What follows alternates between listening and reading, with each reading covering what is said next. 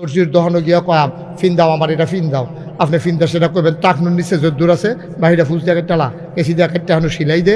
নাকাইশের ফিরসা হুজুরে কইছে, এমনি কেউ বুঝাইয়া কইসা না, হুজুরে যেহেতু বুঝাইয়া কইছে, এটা আমার বুঝে ধরছে। ক্যাশ টেহা দিয়া গোনা কিননের তো টেহা গিতা সিলাই কাটটা তাড়াতাড়ি সুন্দর করে সিলাই সব ভালো লাগান না কেন কাফের বেদিনেরা। এই ফলাফান রে, তোরার লেগা কইল যারা কান দে রে, তোরা বুঝছ তা কাফের বেদিনেরা বুদ্ধি কইরা মুসলমানের ফুতাইত্রে গোনা করাইতে আছে। কাফর টান ফরছে দেখা নাবির নিচে নামাইছে, বিষয়টা এমন না। কাফর যদি টানে পড়তো হেগুল দিয়া টাকনুর নিচে নামলো কে রে, ঠিক কিনা খাও? তোমরা সাইডুগুল দিয়া গোনা করাইতে আছে, সাইডুগুল দিয়ে আপনাদের গোনা করাইতে আছে।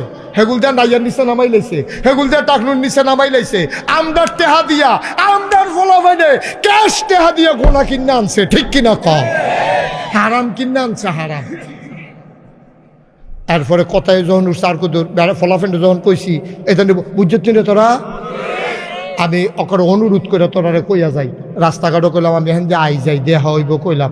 কেউ এর যদি টাকনুর নিচে প্যান্ট ফিন্দি দেহি তইলে উদাম করে দেখবা ফটফাট ফটফাট করে করা যখন খিচ্ছা দেয় তখন টের পাইবা হুজুর কি জিনিস।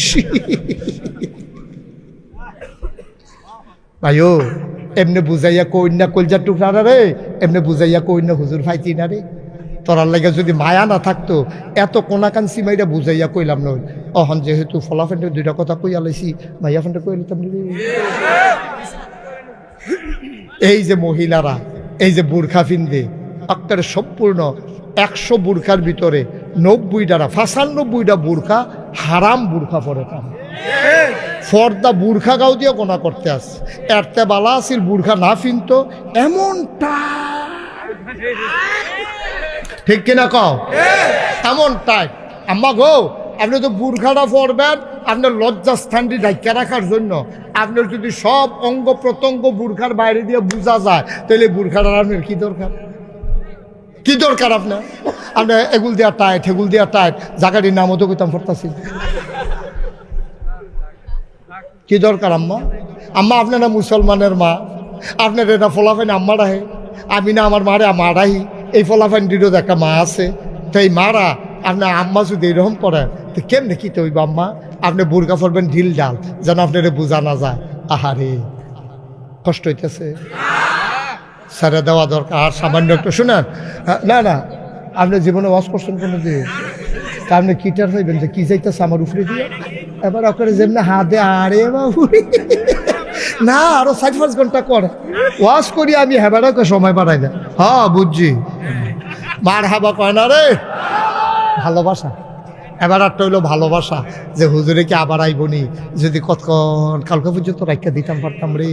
কালকে বেড়ে মাগরিবের পর আবার কতক্ষণ ওয়াশ করে লাইতো। এবার ভিতরে প্রেম ভালোবাসা খালি দৌড়তে আছে, এই ফেলতে এই ফেলতে ফেলতে এই ফেল হুজুরে রাখা দেও, মার হাবা কয় না দেও। ও আম্মা, ও হরন্দার আম্মারা, আমি তোমার শত্রু না গো। নাগাইশের ফিরসা বুঝুরে তোমার আম্মা ডাকে। তোমার কি ওজন কম মনে করছো? তোমার সাংঘাতিক ওজন গো আম্মা। নাগাইশের ফিরসাবে তোমারে আম্মা ডাকে, আর কেমনে তোমার ইজ্জত হইব কও? আর কি কইলে ইজ্জত হইব? আম্মা গো শুনো গো আম্মা, তোমরার মতো একটা মহিলা ছিল বিবি ফাতেমা রাদিয়াল্লাহু তাআলা আনহা। তোমরা তো এরকম টাইট অথবা বুরকা ছাড়া অনেক বেরিয়েতে বার হয়, শপিংও যায়, মোবাইলের ভিতরে কয়েকশো নাম্বার। আম্মা এটি কইরেন না, আপনিও তো একদিন মরবেন গো আম্মা। আপনার মতো একটা মহিলা ছিল ফাতেমা রাদিয়াল্লাহু তাআলা আনহা। এবিডির জ্বর উঠছে, এবিডির স্বামীর নাম ছিল হজরত আলী। আলিয়ে জ্বরের ভিতরে ফাতেমায় কান্দে, আলী লাভ দিয়া ঘুমেতে উঠছে। আম্মা গো, আম্মা মুশতাক ফয়েজি যেমনে তোমারে ডাকে গো, বাংলাদেশও দ্বিতীয় এই হুজুরটা ফাইতা না গো আম্মা। মন দিয়া শুনো গো আম্মা, আমি তোমরা শত্রু না, তোমরা বেইজ্জতি করণের লাগিয়া না, তোমরা শরম দেওয়ানের লাগিয়া না গো আম্মা। আমার মাটি যদি ভালো হইয়া যাই, এই মার ঘরে যেই পুত্রী হইব এটি এক একটা আল্লাহর ওলি হইব, এক একটা কলজার টুকরো হইব, সোনার টুকরো হইব, ঠিক কিনা?